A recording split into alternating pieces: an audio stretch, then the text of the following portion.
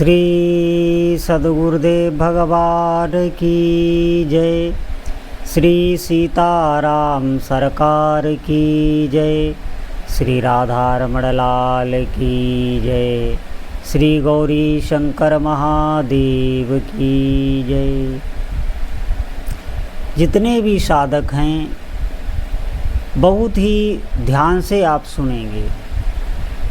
देखिए, हम चाहे जो भी कर लें, जीव को लगता रहता है कि हमारे करने से ही हमें सुख मिलेगा।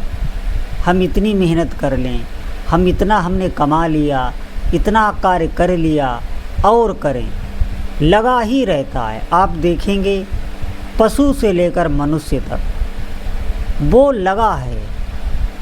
ये उसकी मैं, उसका आपा ही उससे ये कराता रहता है, ये ध्यान दें। लेकिन उसे सुख नहीं मिलता। उसे सुख क्यों नहीं मिलता? क्योंकि भोगों में सुख है ही नहीं।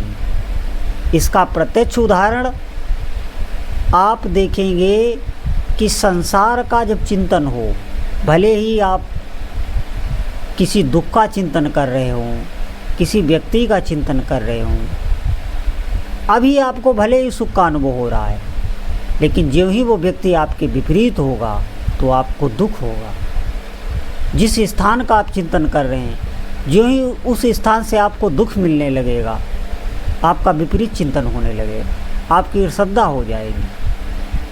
हम देखेंगे कि जागत में जब तक हम जाग रहे हैं, सुबह से शाम तक, ये जगत हमारी इंद्रियों का बल खींचता है, हमारे तेज का हनन करता है। आप देखेंगे जब तक हम नींद ना लें, जब तक हम संसार से विमुख ना हों, जब तक हम संसार को भूलें नहीं, हमें चैन नहीं मिलता, हमारी इंद्रियों को आराम नहीं मिलता। इसका मतलब है कि संसार हमारी इंद्रियों को अपनी तरफ खींचता है और इनका तेज का हरण कर लेता है, जिससे हमें दुख होता है। संसार में भोगों में सुख है ही नहीं। कोई मनुष्य कितना भी श्रम कर ले, आखिर में उसे पछताना ही पड़ेगा। ये बिल्कुल ध्रुव सत्य है। सुख कहाँ है? सुख भजन में है। आप देखेंगे कि जब हम गहरी नींद में होते हैं, जब हम संसार को भूल गए होते हैं, वो तमोगुणी सुख है, वो सात्विक सुख नहीं है। जो भजन में सुख मिलता है वो दिव्य सात्विक सुख होता है। लेकिन तमोगुण सुख ही इतना अधिक है कि उसके पीछे हम संसार के सभी भोग छोड़ने को तैयार हो जाते हैं। आपके पास सभी भोग हों और आपको 2 रात सोने ना दिया जाए, तो आप देखेंगे आप सब छोड़कर भागेंगे कि मुझे सोने दीजिए। क्यों आप संसार को भूलना चाहते हैं? आप भोगिए ना और भोगिए, लेकिन नहीं, हमारी इंद्रियां जवाब दे जाती हैं, हमारा अंतःकरण व्याकुल हो जाता है। जब तक हम भगवान की शरण में नहीं जाएंगे, हमारे मन को चैन मिलने वाला नहीं है। इसीलिए इसी शरीर के रहते, ये मनुष्य शरीर भगवान ने दिया ही इसीलिए है कि हम उस अखंड आनंद की प्राप्ति करें। हम भी इन्हीं आँखों से अपने उपास्य देव के दर्शन करें, उनकी लीलाएं हमारी इन्हीं आँखों के सामने चलने लगें। निश्चित मानिए, ये सब कुछ बहुत कठिन कठिन मार्ग हैं, उन पे चलना भी मुश्किल, लेकिन एक संसारी, एक गृहस्थी को भगवान नाम जप से बढ़कर और कोई साधन नहीं। आप लग जाइए इसमें। जितनी भी साधनाओं की सिद्धियां हैं वो आपको घर में रहते रहते प्राप्त हो सकती हैं, अगर आप भगवान नाम जप कर रहे हैं। अधिक से अधिक जप करिए, और कोई साधन नहीं है। आप ध्यान रखें, अगर सुख चाहते हैं, इसी शरीर में आप अगर कुछ अनुभव करना चाहते हैं, तो आज से ही नाम जप में लग जाइए। और भैया, कोई भी रास्ता नहीं है। हम नाम जप कर रहे हैं, हमें कुछ अनुभव में नहीं आ रहा है, प्रतिकूलता है, हमारे मन का नहीं हो रहा, हमारी कामनाएं पूर्ण नहीं हो रही, आप लगे रहिए। आपको और नाम जप की आवश्यकता है।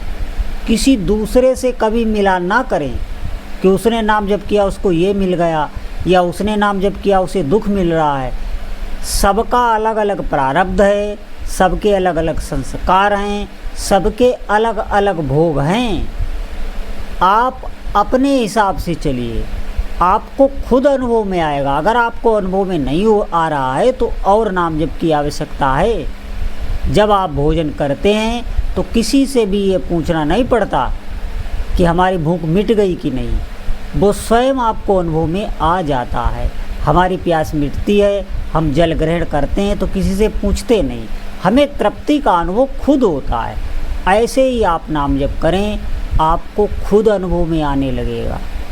आप भीतर से तृप्त होने लगेंगे, संतुष्ट होने लगेंगे, और जिसे सच्चा सुख कहते हैं उस सुख की प्राप्ति हो जाएगी। आप भगवान की शरण में हो जाएंगे। निश्चित मानिए, तब तक जीव निर्भय हो ही नहीं सकता जब तक वो भगवान की शरण में नहीं।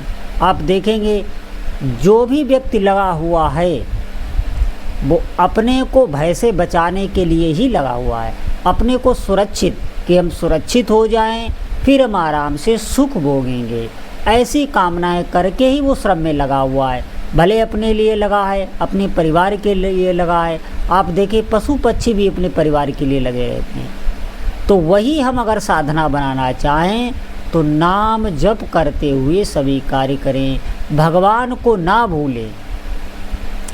ये पहला मार्ग है, आप ध्यान रखें। आगे की सीढ़ी आपको मिलती चली जाएगी। आपको कहीं पूछना बताना नहीं है, कहीं जाने की आवश्यकता नहीं है। सभी कार्य जैसे आप करते हैं वही कार्य करते हुए अधिक से अधिक नाम जप करें। नाम जप के बगैर रहा न जाए। हर कर्म में भगवान को जोड़ के चलें। भगवान नाम जप नहीं चल रहा है, ये बार बार स्मरण करें कि नाम जप चल रहा है कि नहीं। प्रारंभ में बार बार छूटेगा, आपको श्रम करना है, छोड़ना नहीं है। लंबे समय तक अगर आप नाम जप चला ले गए। अब बहुत लोग पूछने लगते हैं कितने समय। देखिए एक बात ध्यान रखिए, संसारिक कार्यों में हम किसी से समय नहीं पूछते। कितनी लोग मेहनत कर रहे हैं, उन्हें दिखाई दे रहा है कि हमें ये इतना कार्य करेंगे तो ये धन मिलेगा, लेकिन ये निश्चित नहीं है कि वो धन मिले ही। वो भी प्रारब्ध के अधीन है। मेहनत तो सभी कर रहे हैं, क्या सबको धन मिल जाता है? क्या सब धनवान बन जाते हैं? ये प्रारब्ध के अधीन कालचक्र चल रहा है। हमें पुरुषार्थ करना है। पुरुषार्थ क्या है? भगवान का भजन। अधिक से अधिक आप नाम जप करें तो संसारिक सुखों की भी प्राप्ति होगी और आपका परलोक भी बन जाएगा। और कोई ऐसा धन नहीं है, ये यही सब यही मिटने वाला है। हमारी आँखों के सामने ही सब छूटने वाला है। आप होश में हो जाएं। आज से ही नाम जप को पकड़ लें। हमें डोरी मिल गई, अब पतंग दूर नहीं। अधिक से अधिक नाम जप करें। जितने भी साधक हैं वर्तमान समय को भगवान नाम जप में ही लगाएं। बोलो जय जय श्री सीताराम।